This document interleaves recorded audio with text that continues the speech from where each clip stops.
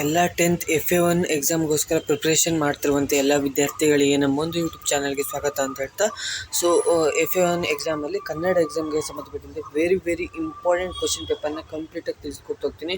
ಇದರಲ್ಲಿರುವಂಥ 1 marks questions ಆಗಿರ್ಬೋದು, MCQ questions ಆಗಿರ್ಬೋದು, ಹಾಗೆ ಗಾದೆ ವಿಸ್ತರಿಸಿ ಬರೆಯೋದಾಗಿರ್ಬೋದು, ಎಲ್ಲದೂ ಕೂಡ ತುಂಬಾ ಇಂಪಾರ್ಟೆಂಟ್ ಅಂತಲೇ ಹೇಳ್ಬೋದಾಗಿದೆ. ಸೊ ಇದೊಂದು ಕ್ವಶನ್ ಪೇಪರ್ನ ನೀವು ಓದ್ಕೊಂಡು ಹೋದ್ರು 100% ಈಸಿಯಾಗಿ ನೀವು ಪಾಸಿಂಗ್ ಮಾರ್ಕ್ಸು ತೆಗಿಬೋದು. ನೀವು ಇದಿಷ್ಟು ಇದರಲ್ಲಿರುವಂಥ ಎಲ್ಲ ಕ್ವಶನ್ಸ್ಗಳನ್ನು ಓದ್ಕೊಂಡು ಹೋದರೆ ನೀವು ಈಸಿಯಾಗಿ 20ಗೆ 20 ಮಾರ್ಕ್ಸ್ನ ಈಸಿಯಾಗಿ ಸ್ಕೋರ್ ಮಾಡ್ಬೋದು ಅಂತಲೇ ಹೇಳ್ಬೋದಾಗಿದೆ. ಸೊ ವೀಡಿಯೋನ ಸ್ಕಿಪ್ ಮಾಡ್ತಿದ್ದೆ, ಆದಷ್ಟು ವೀಡಿಯೋನ ಕಂಪ್ಲೀಟಾಗಿ ನೋಡಿ. ನಾನು ಡೈಲಿ ಒಂದೊಂದು ಕ್ವಶನ್ ಪೇಪರ್ನ ಅಪ್ಲೋಡ್ ಮಾಡ್ತಾ ಇರ್ತೀನಿ. ಸೊ ಹಿಂದಿ ಆಗಿರ್ಬೋದು, ಇಂಗ್ಲೀಷ್ ಆಗಿರ್ಬೋದು, ಎಲ್ಲ ಕ್ವಶನ್ ಪೇಪರ್ನ ಅಪ್ಲೋಡ್ ಮಾಡ್ತಾ ಇರ್ತೀನಿ. ಅದಕ್ಕೋಸ್ಕರ ಚಾನಲ್ನ ಸಬ್ಸ್ಕ್ರೈಬ್ ಮಾಡ್ಕೊಳ್ಳಿ. ಸೊ ನೀವೇನಾದರೂ ಫಸ್ಟ್ ಟೈಮ್ ನಮ್ಮೊಂದು ಯೂಟ್ಯೂಬ್ ಚಾನಲ್ಗೆ ವಿಸಿಟ್ ಮಾಡಿದರೆ ವಿಡಿಯೋಗೊಂದು ಲೈಕ್ ಕೊಡಿ, ಹಾಗೆ ಚಾನಲ್ನ ಸಬ್ಸ್ಕ್ರೈಬ್ ಮಾಡ್ಕೊಂಡಿಲ್ಲ ಅಂದರೆ ಸಬ್ಸ್ಕ್ರೈಬ್ ಮಾಡಿಕೊಂಡು ವಿಡಿಯೋನ ಶುರು ಮಾಡೋಣ. ಸೊ ಮೊದಲನೇದಾಗಿ ಬಂದುಬಿಟ್ಟು ಪ್ರಥಮ ಭಾಷೆ ಕನ್ನಡ ಎಕ್ಸಾಮ್ಗೆ ಸಂಬಂಧಪಟ್ಟಿದಂತೆ 20 ಮಾರ್ಕ್ಸಿಗಿರುವಂಥದ್ದು. ಸೊ ಫಸ್ಟು 2 ಮಾರ್ಕ್ಸಿಂದು 2 ಕ್ವಶನ್ಸ್ ಇರುತ್ತೆ. So important question paper. So ಇದೊಂದು ಕ್ವಶನ್ ಪೇಪರ್ನ ಓದ್ಕೊಂಡು ಹೋದರೂ ನೀವು ಈಸಿಯಾಗಿ 20ಕ್ಕೆ 20 ಮಾರ್ಕ್ಸ್ನ ತೆಗಿಬೋದಾಗಿರುತ್ತೆ.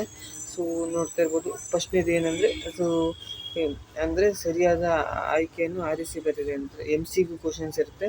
ಸೊ 2 ಕ್ವಶನ್ಸ್ ಇದೆ, 2 ಕ್ವಶನ್ನ ನೋಡ್ಕೊಳ್ಳಿ. ಕನ್ನಡ ವರ್ಣಮಾಲೆಯ ಪ್ರತಿ ವರ್ಗದ 2 ಮತ್ತು 4ನೇ ಅಕ್ಷರಗಳು ಏನಾಗಿರುತ್ತೆ ಅಂತ ಕೇಳಿದ್ದಾರೆ. ಸೊ ಅದಕ್ಕೆ ಆನ್ಸರ್ ನಾನು ಲಾಸ್ಟಿಗೆ ತೋರಿಸ್ತೀನಿ ನಿಮಗೆ. ತೃತೀಯ ವಿಭಕ್ತಿಯ ಕಾರಕತ್ಯ ಯಾವುದು ಅಂತ ಕೇಳಿದರೆ, ಸೊ ಅದಕ್ಕೂ ಆನ್ಸರ್ ಲಾಸ್ಟಿಗಿದೆ. ಸೊ ನೋಡ್ಕೋಬೋದು ನೀವು ಆನ್ಸರು. ನೆಕ್ಸ್ಟ್ ಮೊದಲನೇ ಪದಗಳಿಗೆ ಸಂಬಂಧಿಸಿದಂತೆ 3ನೇ ಪದಕ್ಕೆ ಸರಿಯಾದ 4ನೇ ಪದ ಬರೀರಿ ಅಂತ ಕೇಳಿದರೆ, ಇದಕ್ಕೆ 1 ಮಾರ್ಕ್ಸ್ ಇರುತ್ತೆ. ನದಿ ರೂಢನಮ ವಿಜ್ಞಾನಿ ಅನ್ನೋದು ಯಾವುದು ಏನಂತ ಬರೀಬೇಕಾಗುತ್ತೆ. ಸೊ ಇದಕ್ಕೂ ಆನ್ಸರು ಲಾಸ್ಟಿಗೆ ನಿಮಗೆ ತೋರಿಸ್ತೀನಿ. ನೆಕ್ಸ್ಟ್ ಕೊಟ್ಟಿರುವ ಪ್ರಶ್ನೆಗಳಿಗೆ ಒಂದು ವಾಕ್ಯದಲ್ಲಿ ಉತ್ತರಿಸಿ.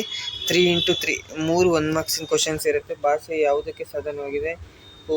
ಹುಲಿಗೆ ಪರಮಾನಂದವಾಗಲು ಕಾರಣವೇನು? ಹಾಲುಗಲ್ಲದ ಪುಟ್ಟ ಪೋರಿ ಏನು ಮಾಡುತ್ತಿದ್ದಾಳೆ ಅಂತ ಕೇಳಿದ್ದಾರೆ. ಸೊ ಈ 3 ಕ್ವಶನ್ ತುಂಬಾ ಇಂಪಾರ್ಟೆಂಟ್ ಇದೆ. ಸೊ ಈ 3 ಕ್ವಶನ್ಸ್ನ ಕಲ್ತ್ಕೊಂಡಿರಿ.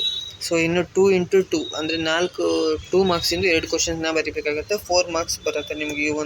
ಎರಡು ಕ್ವಶನ್ ಅಟೆಂಡ್ ಮಾಡಿದ್ರೆ ಕೊಟ್ಟಿರುವ ಪ್ರಶ್ನೆಗಳಿಗೆ 3-4 ಉತ್ತರಿಸಿ.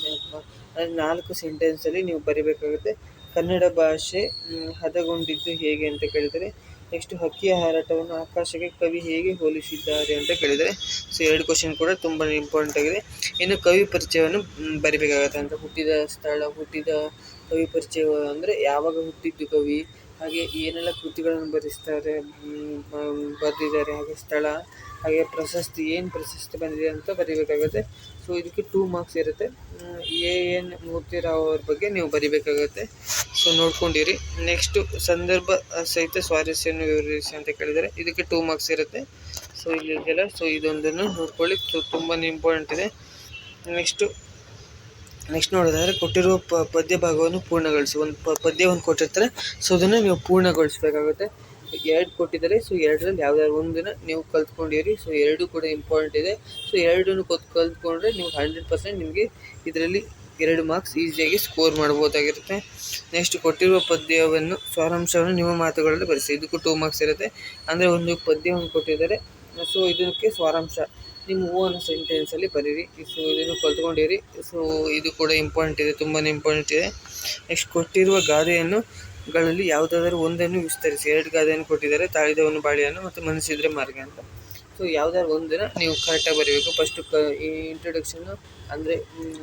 ಇಂಟ್ರೊಡಕ್ಷನ್ನು ಫಸ್ಟ್ ಅಂದರೆ ಪೀಠಿಕೆ ಅಂತ, ಆಮೇಲೆ ಉಪಸಂಹಾರ, ಫಸ್ಟ್ ಪೀಠಿಕೆ, ವಿವರಣೆ, ಉಪಸಂಹಾರ, ಈ ಥರ ಆರ್ಡರಲ್ಲಿ ಬರೀಬೇಕಾಗುತ್ತೆ. ಸೊ ಆವಾಗ ನಿಮಗೆ 2ಗೆ 2 ಮಾರ್ಕ್ಸ್ ಸಿಗುತ್ತೆ ಈಸಿಯಾಗಿ. ಇದಕ್ಕೆ ಆನ್ಸರ್ ನೋಡ್ತಾ ಹೋಗೋದಾದರೆ, ಸೊ ನೋಡ್ತಾ ಇರ್ಬೋದು ಆನ್ಸರು. ಫಸ್ಟ್ನೇದಕ್ಕೆ ಮಹಾಪ್ರಾಣಾಕ್ಷರಗಳು, ಕರ್ಣಾರ್ಥ.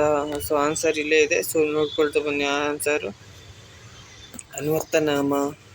ಸೊ ಆನ್ಸರ್ನ ಕರೆಕ್ಟಾಗಿ ನೋಡ್ಕೊಳ್ಳಿ. ಸೊ ಎಲ್ಲ ಕ್ವಶನ್ಗೂ ಆನ್ಸರ್ ಇಲ್ಲೇ ಇದೆ.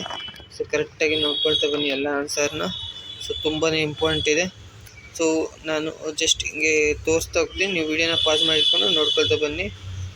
ನೆಕ್ಸ್ಟ್ ನೋಡೋದಾದರೆ, ನೆಕ್ಸ್ಟು 3-4 ವಾಕ್ಯದಲ್ಲಿ ಉತ್ತರಿಸಿ. ಸೊ ಇದಕ್ಕೆ ಇಷ್ಟು ಆನ್ಸರ್ನ ಬರೀಬೇಕಾಗುತ್ತೆ. ಸೊ ಇಷ್ಟು ಆನ್ಸರು. ಸೊ ನೋಡ್ಕೊಳ್ಳಿ ಕರೆಕ್ಟಾಗಿ, ಹೆಲ್ಪ್ ಆಗುತ್ತೆ ನಿಮಗೆ. ಸೊ ಇದಿಷ್ಟು ಕಲ್ತ್ಕೊಂಡು ಹೋದ್ರು ನೀವು ಈಸಿಯಾಗಿ ಪಾಸಿಂಗ್ ಮಾರ್ಕ್ಸ್ ಅಲ್ಲ, ನೀವು 20ಕ್ಕೆ 20 ಮಾರ್ಕ್ಸ್ನ ತೆಗಿಬೋದಾಗಿರುತ್ತೆ. ಎಷ್ಟು ಕವಿ ಪರಿಚಯವನ್ನು ಬರೀರಿ ಅಂತ ಇದ್ದಾರೆ. ಸೊ ಇಷ್ಟು ಕವಿ ಪರಿಚಯವನ್ನು ಬರಿಬೇಕಾಗಿರುತ್ತೆ ನೀವು. ಸೊ ನೆಕ್ಸ್ಟ್ ಸಂದರ್ಭ ಸ್ವಾರಸ್ಯ ಅಂತ ಕೇಳಿದರೆ, ಸೊ ಆಯ್ಕೆ ಬರೀಬೇಕು, ಸಂದರ್ಭ ಬರೀಬೇಕು, ಸ್ವಾರಸ್ಯವನ್ನು ಬರೆದು ನಮಗೆ ಫುಲ್ ಮಾರ್ಕ್ಸ್ ಅನ್ನೋದು ಸಿಗುತ್ತೆ ಅಂತ ಹೇಳ್ಬೋದಾಗಿದೆ. ಸೊ ಇಷ್ಟೇನೆ ಬರಿಬೇಕಾಗಿರುತ್ತೆ.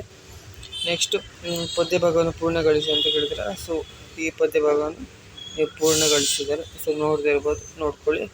ನೆಕ್ಸ್ಟು ಬಿದ್ದುದನ್ನು ಮೇಲೆಬ್ಬಿಸಿ ಸಾರಾಂಶವನ್ನು ಬರೆಯೋಕ್ಕಿತ್ತಲ್ಲ, ಸೊ ಸಾರಾಂಶವನ್ನು ಕೊಟ್ಟಿದ್ದಾರೆ, ನೋಡ್ತಾ ಇರ್ಬೋದು ನೀವು. ಸೊ ಕರೆಕ್ಟಾಗಿ ಸಾರಾಂಶವನ್ನು ನೋಡ್ಕೊಳ್ಳಿ. ನೆಕ್ಸ್ಟ್ ಗಾದೆಯನ್ನು ವಿಸ್ತಾರ ರೂಪ ತಳೆದವನು ಬಾಳೆಹಣ್ಣಿಗೆ ಇಷ್ಟು ಬರೆದ್ರೆ ನಿಮಗೆ 2 ಮಾರ್ಕ್ಸ್ ಅನ್ನೋದು ಸಿಗುತ್ತೆ. ಇಷ್ಟು ಬರೆದ್ರೆ, ಸೊ ಇಲ್ಲಿ ನೋಡ್ತಿರ್ಬೋದು, ಇಷ್ಟು ಬರೆದ್ರೆ ನಿಮಗೆ 2 ಮಾರ್ಕ್ಸ್ ಸಿಗುತ್ತೆ. ಇನ್ನು ಮನಸ್ಸಿದರೆ ಮಾರ್ಗಕ್ಕೆ ಇಷ್ಟು ಬರೆದ್ರೆ ನಿಮಗೆ 2 ಮಾರ್ಕ್ಸ್ ಅನ್ನೋದು ಸಿಗುತ್ತೆ. ಕರೆಕ್ಟಾಗಿ ನೋಡ್ಕೊಳ್ಳಿ, ತುಂಬಾ ಇಂಪಾರ್ಟೆಂಟ್ ಇದೆ. ಇವೆರಡೂ ಗಾದೆಗಳಲ್ಲಿ ಒಂದು ಗಾದೆ. ಸೊ ಐ ಹೋಪ್ ಈ ಒಂದು ವಿಡಿಯೋ ಹೆಲ್ಪ್ ಆಗಿದೆ ಅಂತ ಅಂದ್ಕೊಂಡಿದ್ದೀನಿ. ವಿಡಿಯೋ ಇಷ್ಟ ಆಗಿರೋ like, share and subscribe. Next ವಿಡಿಯೋದ ಸಿಗ್ತೀನಿ. ಡೈಲಿ ಒಂದೊಂದು ಕ್ವಶನ್ ಪೇಪರ್ನ ಅಪ್ಡೇಟ್ ಮಾಡ್ತಿರ್ತೀನಿ ಈ ಒಂದು ಚಾನಲಲ್ಲಿ. ಸೊ ಚಾನಲ್ನ ಸಬ್ಸ್ಕ್ರೈಬ್ ಮಾಡಿ ಇಟ್ಕೊಳ್ಳಿ ಅಂತ ಹೇಳ್ತಾ ವಿಡಿಯೋನ ಎಂಡ್ ಮಾಡ್ತಿದ್ದೀನಿ. Thank you for watching.